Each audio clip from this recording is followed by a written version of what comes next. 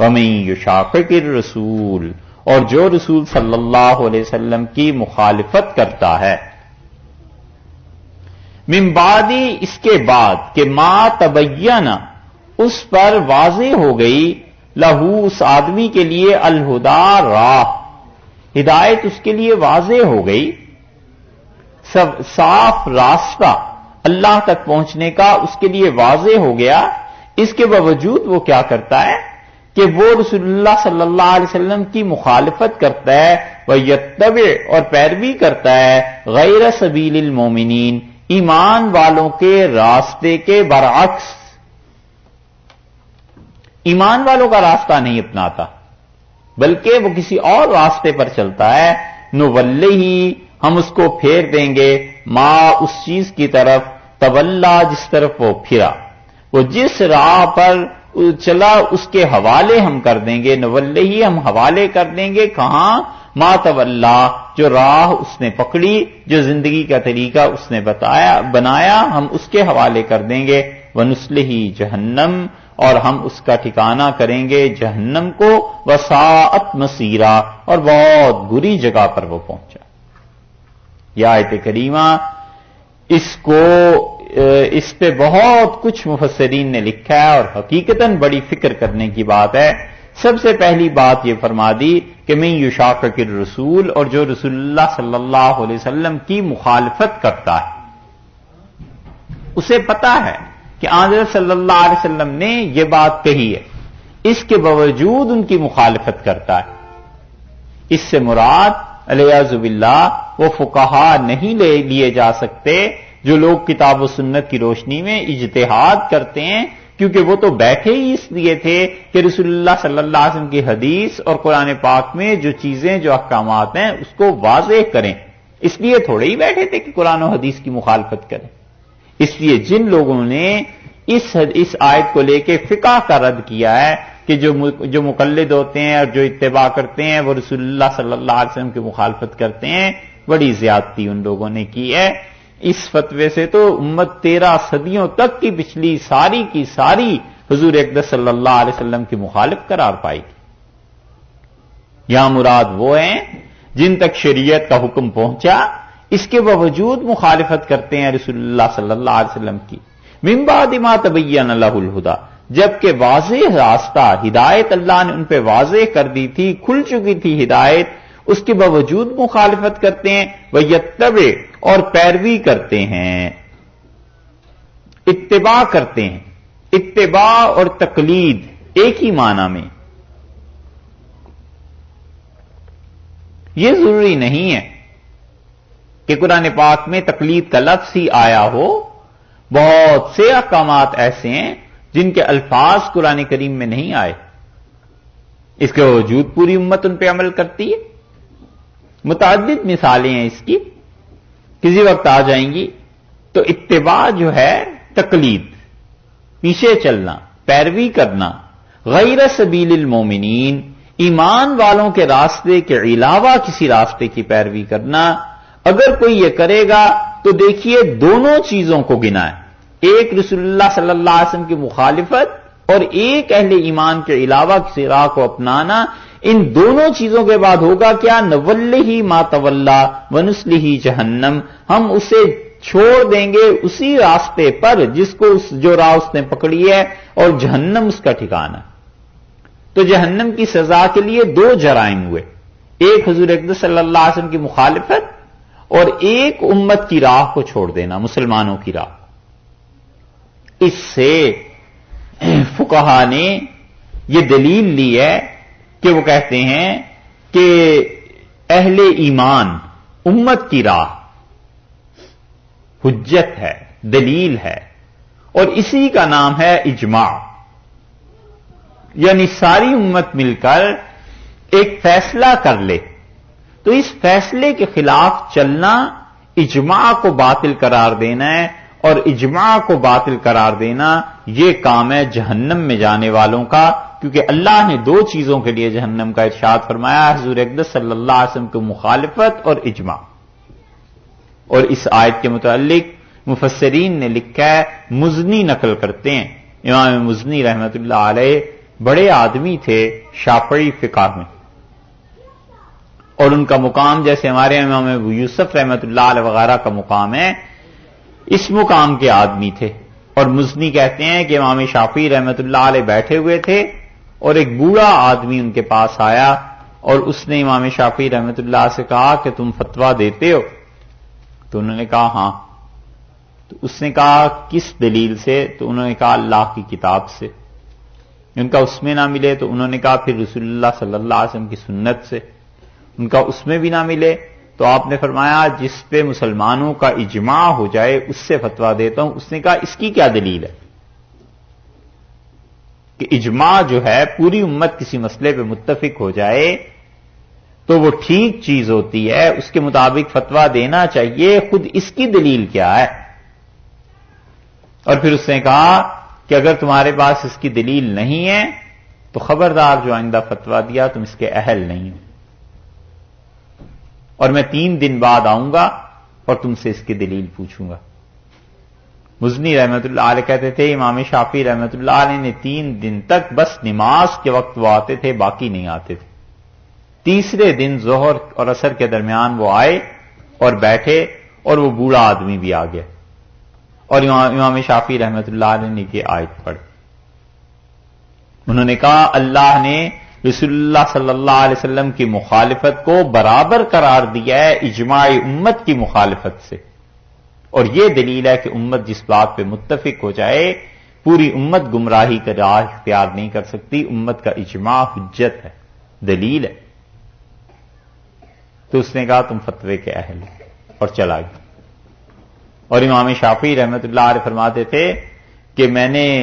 قرآن پاک کو پڑھا اور دل جمتا نہیں تھا کسی چیز پہ کہ اجماع کیسے حجت ہے، دلیل ہے۔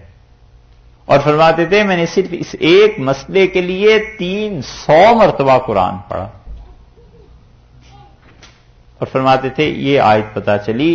کہ اللہ نے رسول اللہ صلی اللہ علیہ وسلم کی مخالفت اور امت کے اجماع دونوں کو ہم وزن قرار دیا ہے، اور اللہ نے اس پہ فرمایا کہ بنسلہ جہنم، اگر امت کے اجماع کو کوئی توڑے گا تو ہم اسے جہنم میں پھینک دیں گے۔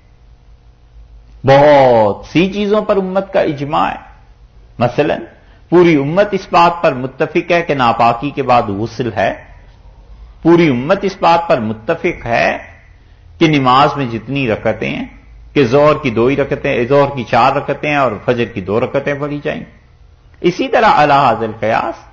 رسول اللہ صلی اللہ علیہ وسلم نے اسی لیے فرمایا کہ ید اللہ علی الجماع، کہ اللہ تعالی کا ہاتھ ہے اس جماعت کے اوپر، یعنی صحابہ کرام رضی اللہ عنہ نے اس بات پر اجماع کر لیا ہے اللہ کا ہاتھ ہے اس کے اوپر۔ صحابہ کرام رضی اللہ عنہ جس بات پر متفق ہو گئے اس اجماع سے نکلنا گمراہی کی بات ہے۔ ہم کہتے ہیں کہ حضرت ابوبکر رضی اللہ عنہ کی خلافت پر سارے صحابہ رضی اللہ عنہ متفق ہو گئے تھے، کوئی باہر نہیں رہا۔ اس اجماع کو توڑنا یہ گمراہ ہونے کی دلیل ہے۔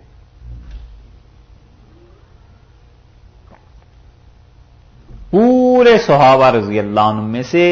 1.25 لاکھ 1.5 لاکھ آدمیوں میں 1 آدھ آدمی ایسے تھے بس جو حضرت ابوبکر رضی اللہ عنہ کی بیعت سے رک گئے، اور حضرت علی رضی اللہ عنہ نے بھی بیعت کی ہے، امیر المومنین رضی اللہ عنہ بھی حاضر ہوئے ہیں، بیعت کی ہے حضرت علی رضی اللہ عنہ سے۔ اور اسی طرح پوری امت کا اتفاق ہے اس بات پہ کہ سیدنا علی رضی اللہ عنہ اپنی تمام جنگوں میں حق پر تھے۔ اگر کبھی موقع آیا، اللہ تعالی نے توفیق دی، سورہ حجرات میں یہ مسئلہ آتا ہے صحابہ رضی اللہ عنہ کے آپس کی جنگوں کا، انشاءاللہ پوری تفصیل سے عرض کریں گے یاد رہا تو کہ یہ آخر اس کی حقیقت کیا تھی، مگر ہم کہتے ہیں عقیدے میں یہ بات شامل ہے کہ سیدنا علی رضی اللہ عنہ ان کے مقابلے میں چاہے حضرت عائشہ اور حضرت طلحہ اور زبیر رضی اللہ عنہ اجمعین کوئی بھی ہو، حضرت علی رضی اللہ عنہ دوہرے حق پر تھے، وہ قہر حق پہ تھے، ان سب سے اجتہادی خطا ہوئی ہے، اور اجتہادی غلطی کل اس کی بات ہم کر چکے۔ یہ امت کا اجماع ہے، اس کو توڑنا گمراہی کی باتوں میں سے ایک بات ہے۔ کہ اب کوئی اٹھے اور ان 3 حضرات یا باقی صحابہ رضی اللہ عنہ کے متعلق کہے کہ وہ ٹھیک تھے اور اس پہ علی رضی اللہ عنہ غلط تھے، علیہ باللہ، یہ غلط بات ہے۔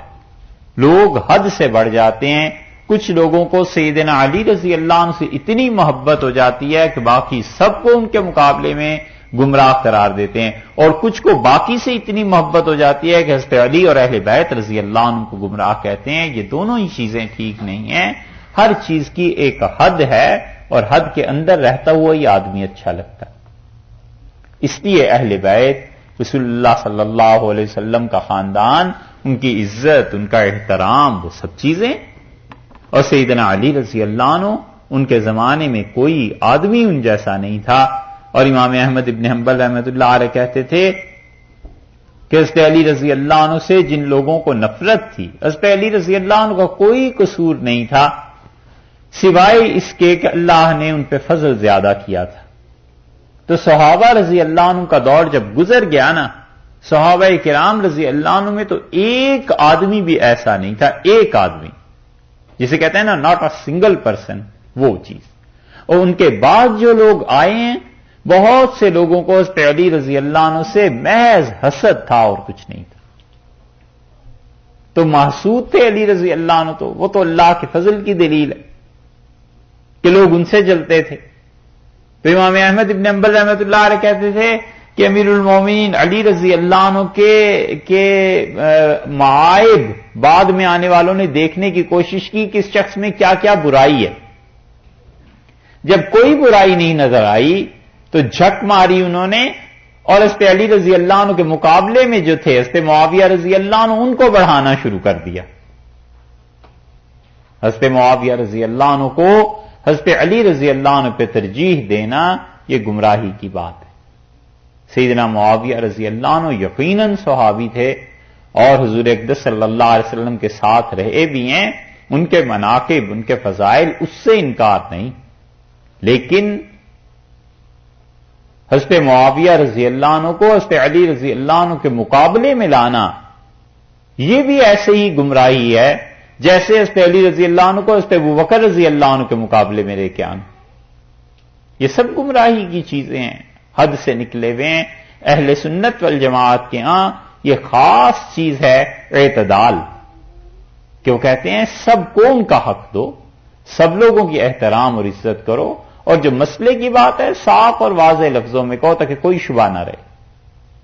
اس لیے اللہ تعالی نے یہاں پر اجماع کو حجت قرار دیا۔ تو جن جن مسائل پر اجماع ہے امت کا، اس اجماع کو توڑنا گمراہی کی باتیں ہیں، اور یہ اصول بہت آگے تک چلا جاتا ہے، الا یہ کہ کوئی آدمی کچھ خاص شرائط کے ساتھ ہو تو پھر تو اس کی بحث فقہا نے کی اپنی کتابوں میں، لیکن عمومی طور پر جو چیزیں یہاں پر سمجھانے کی یا سمجھنے کی ہوتی ہیں، مفسرین نے ان میں جو چیزیں لکھی ہیں وہ آپ کے سامنے کچھ عرض کی۔ اور ایک بات اس سے اور بھی معلوم ہوتی ہے، اور وہ یہ ہے کہ اللہ تعالیٰ نے فرمایا وَيَتَّبِعْ غَيْرَ سَبِيلِ الْمُؤْمِنِينَ، ایمان والوں کی راہ کو چھوڑ کر وہ کوئی اور راہ اپناتا ہے۔ یہ ہے ڈر کی بات کہ صحابہ کرام رضی اللہ عنہ کے راستے کو چھوڑ کر کسی اور راہ کو لے لے،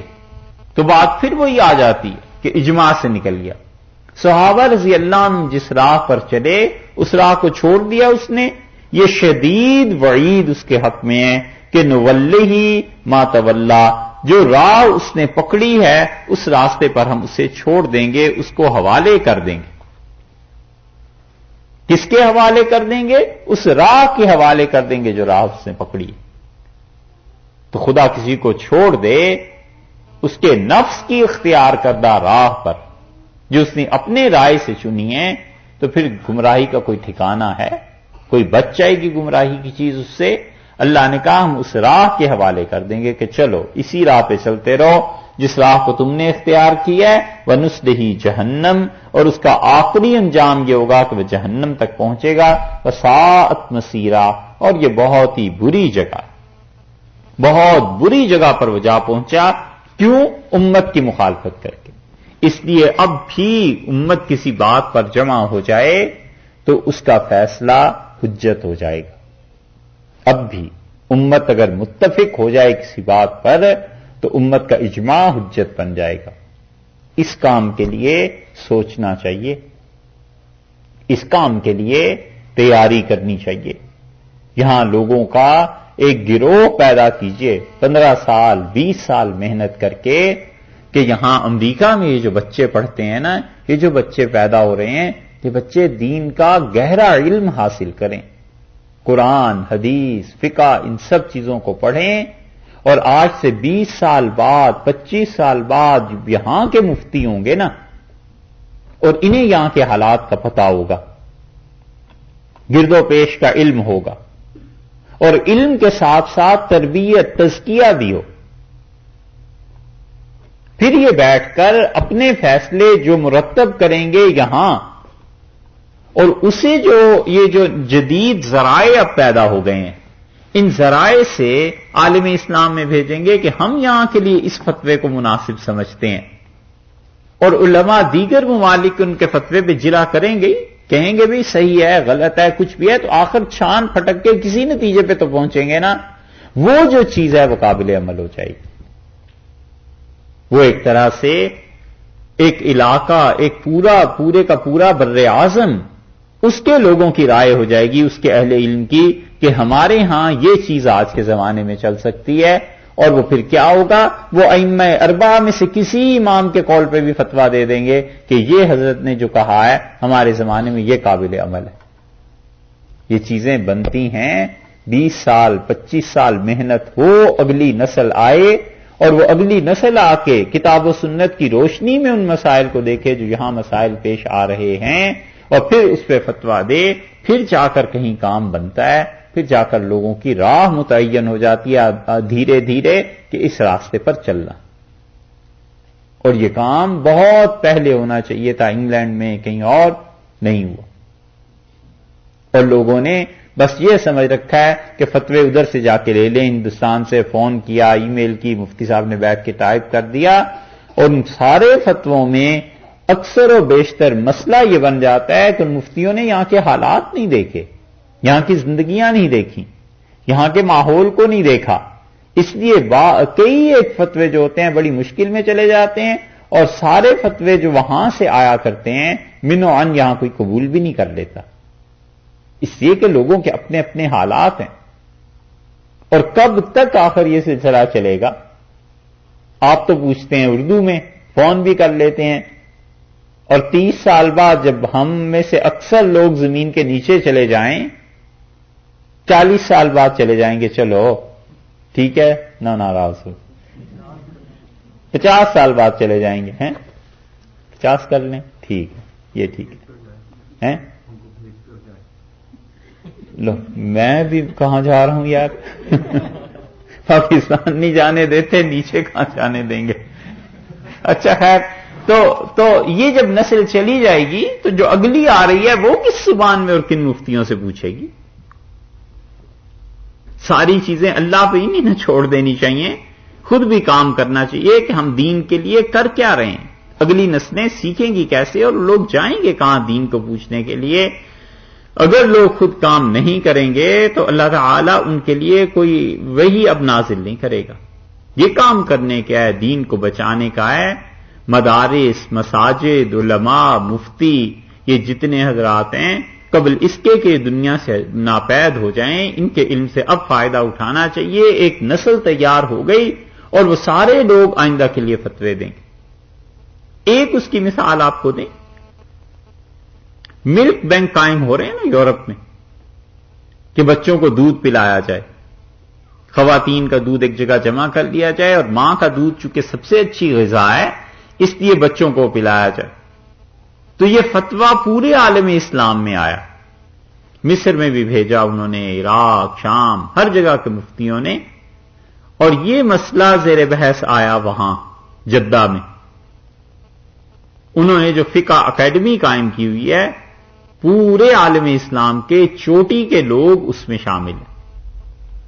بڑے بڑے اچھے اسکالرز جن کا نام ہے، وہ سب وہاں جمع ہوتے ہیں سال میں ایک بار 2 بار، اور وہ مسائل پر بحث کرتے ہیں. وہاں جب پیش کیا گیا تو اس کے ایک رکن تھے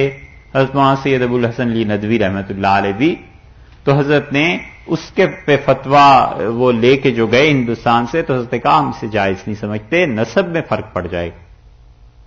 خون کو ہم جائز کہتے ہیں کہ وہ ٹرانسفر کیا جا سکتا ہے، دودھ کو اس لیے نہیں کہتے کہ نسب میں فرق پڑ جائے گا، کس بچے نے کس عورت کا دودھ پیا ہے اس کی ماں بن جائے گی، آگے رشتوں پہ اثر پڑ جائے گا، ہم اسے جائز نہیں کہتے۔ تو سارے مفتیوں نے وہاں لکھا کہ یہ چیز جائز نہیں۔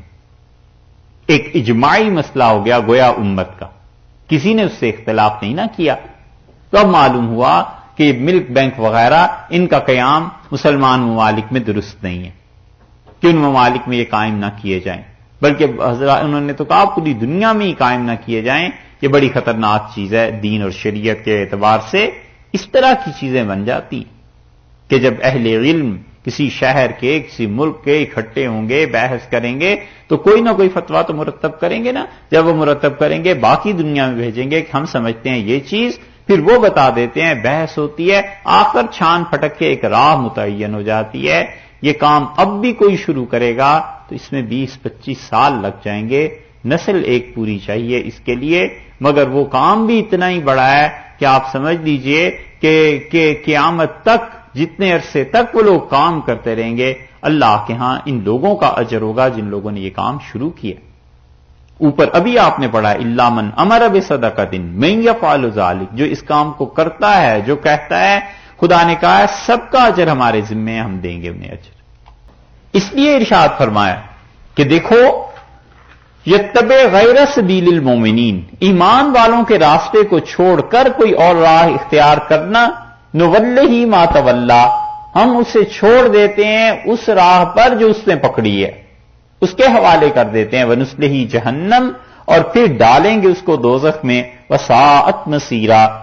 اور بہت بری جگہ وہ پہنچا ہے۔